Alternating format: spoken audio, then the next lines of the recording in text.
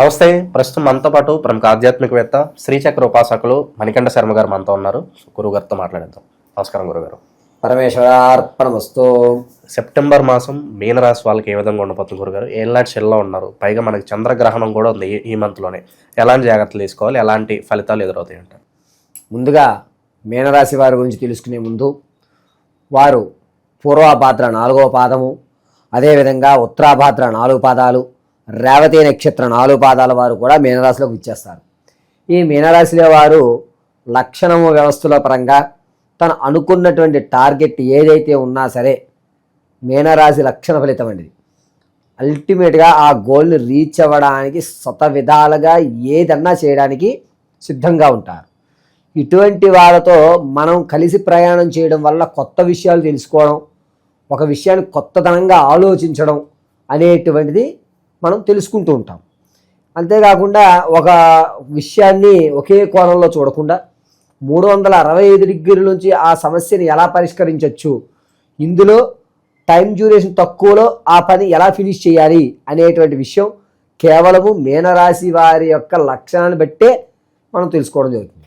ఈ మీనరాశి వారు తమ అనుకున్నటువంటి విధానం కానీ, తను ఎంచుకునేటువంటి మనుషులు కానీ కొత్తగా ఆలోచించే వాళ్ళనే ఎంచుకుంటారు.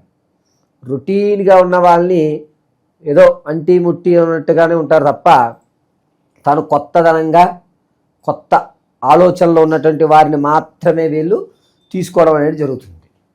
ఇక ఈ మీనరాశిలో వాళ్ళు తమ అనుకున్నది చేయడానికి కొరకు ఒక్క సక్సెస్ అన్ని తప్పుల్ని కప్పిపుచ్చుతుంది అనేటువంటి నానుడిని బాగా వీళ్ళు నమ్ముతారు. నమ్మకంతో పాటుగా దాన్ని ఆచరించడానికి చూస్తూ ఉంటారు. ఇది మీనరాశి యొక్క లక్షణాలు. ఇక ఇప్పుడు సెప్టెంబర్ నెల విషయానికి వస్తే, సెప్టెంబర్ నెలలో వీళ్ళకి కాస్త ఇబ్బందిదాయకంగాను, అనుకున్నటువంటి చివరి వరకు వచ్చి ఆగిపోయేటువంటి వ్యవస్థలను ఎక్కువ కనిపిస్తూ ఉంటాయి. అందులోనూ రాజకీయంలో ఉన్న వారికి మాట తీరు తగ్గుతుంది. జనాల్లో వ్యతిరేకత అనేటువంటిది పెరగడం, క్యాడర్లో నువ్వు లేకపోయినా మేము పార్టీని నడపగలం అనేటువంటి మాట ఖచ్చితంగా మీనరాశి వారు ఈ నెలలో వింటారు. పైగా విద్యార్థులకి జ్ఞాపక శక్తి పెరుగుతుంది.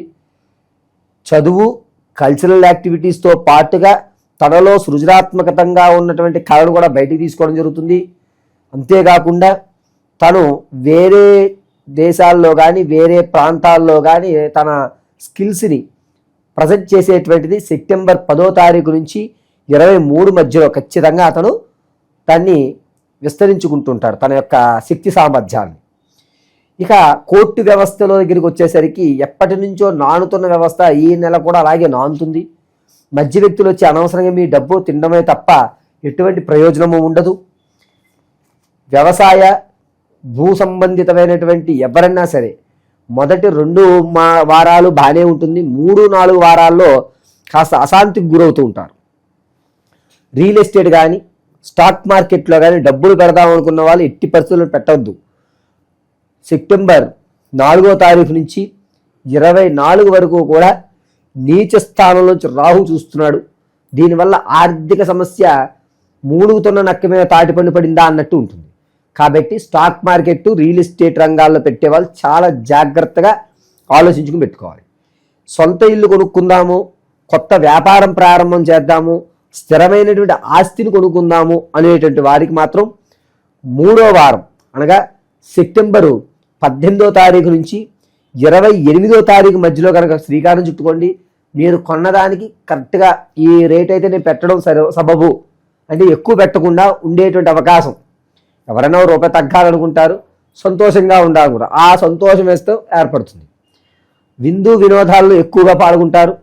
ఇందులోనూ వీళ్ళకే పెద్దపీట వేయడం, ఆ పెద్దపీట వేసిన దాన్ని వీళ్ళు కరెక్ట్గా దానికి న్యాయం చేయడం, మనం మంచివారి చేతిలోనే పెట్టాం అనేటువంటి నమ్మకం అందరి దగ్గర ఏర్పడుతుంది. ఇక సంగీత, సాహిత్య, కళ ఎవరైతే ఈ రంగాల్లో ఉంటారో వాళ్ళందరికీ కూడా ఒక ఆశాజనకం మాత్రం కనబడుతుంది. అంటే ఇది కాదు, వేరేగా మనం వెళ్తే కనుక మనకు ఖచ్చితంగా దొరుకుతుందని ఒక హోప్ అయితే మాత్రం సెప్టెంబర్ 13వ తారీఖు నుంచి 22వ తారీఖు మధ్యలో జరుగుతుంది. పైగా ఎవరైతే ఇంతకు ముందు తాత ముత్తాతల నుంచి స్థిరాస్తి వస్తుంది అని ఆశపడుతున్నారో అది రాదు. పైగా మీరు ఏదైతే ఇంతకు ముందు వచ్చిందో దాన్ని నిలబెట్టుకోవడం కూడా కష్టం. కాబట్టి మీ తాత ముత్తాతల పేర్ల మీద వచ్చినటువంటి ఆస్తులు ఏదైతే ఉన్నాయో ఈ మీనరాశి వారు బినామీ పేరు పెట్టుకోవడం చాలా మంచిది. అనూహ్యంగా మీనరాశిలో వారికి ఉద్యోగ ప్రయత్నాలు చేసేటువంటి నిరుద్యోగులు ఎవరైతే ఉన్నారో వాళ్ళకి ఊరట కలిగే అవకాశం లేదు. ఈ నెల కూడా నిరుత్సాహపడుతుంటారు. ప్రమోషన్ అయ్యేటువంటి అవకాశం, అంటే ఒక చోటకి వెళ్ళే చోట వేరే చోటకి బదిలీ అవ్వడం, మన క్యాడర్ కన్నా కొంచెం తక్కువ క్యాడర్ ఇస్తాను, ఇలాగైతే చేయి లేకపోతే లేదు అనేటువంటి మాట రావడం ఈ మధ్య మనం తరచుగా విన్నాం. సాఫ్ట్వేర్ వాళ్ళ ఉద్యోగాలు గుండెల్లో రైళ్లు పరిగెత్తుతున్నాయి. వాటిలో మీనరాశి వారికి కాస్త ఇబ్బందిగానే ఉంది. వీరికి ఉద్యోగం అనేటువంటిది 83% ఊగేటువంటి అవకాశాలే కనబడుతున్నాయి. గ్యారంటీ లేనటువంటి వ్యవస్థలో మీనరాశి వారి సాఫ్ట్వేర్ వాళ్ళకి కనబడుతుంది.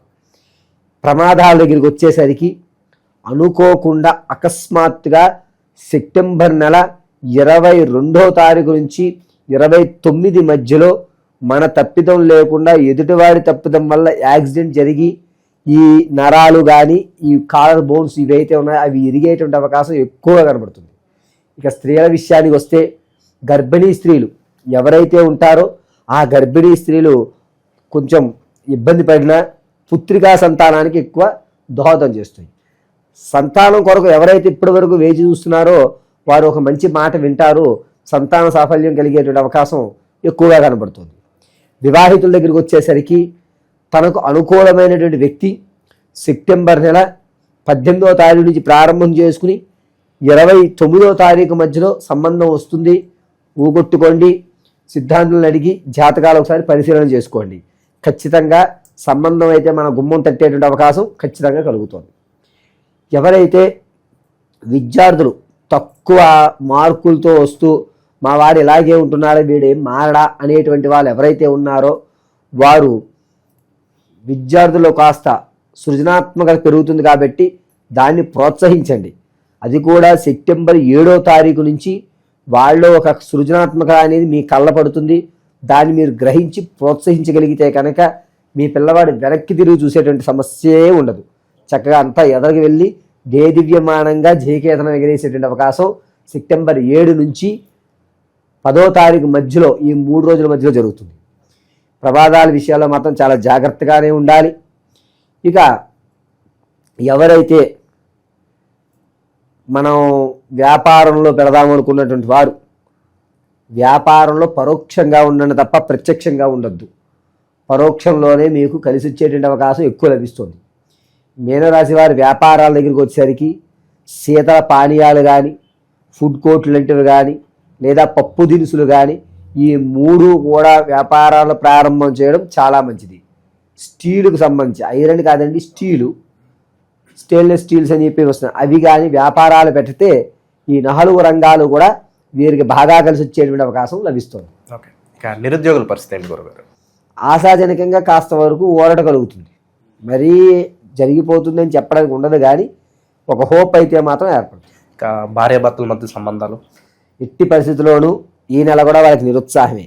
అదే ఇందాక చెప్పా, కోర్టులో కానీ భార్యాభర్త సంబంధిత వ్యవస్థలో కానీ నేను సెటిల్ చేస్తాను నాకు ఇంత ఇవ్వండి అని చెప్పి ఏదైతే అంటుంటారో దాన్ని ఎట్టి పరిస్థితుల్లో నమ్మద్దు. నమ్మి అనవసరంగా ధనాన్ని ఖర్చు చేసుకోవద్దు. ఓకే, ఇక ఎలాంటి పరిహారాలు చేసుకోవడం ద్వారా కాస్త ఫలితాలు అనేవి బాగుంటాయి అంటారు వీళ్ళకి?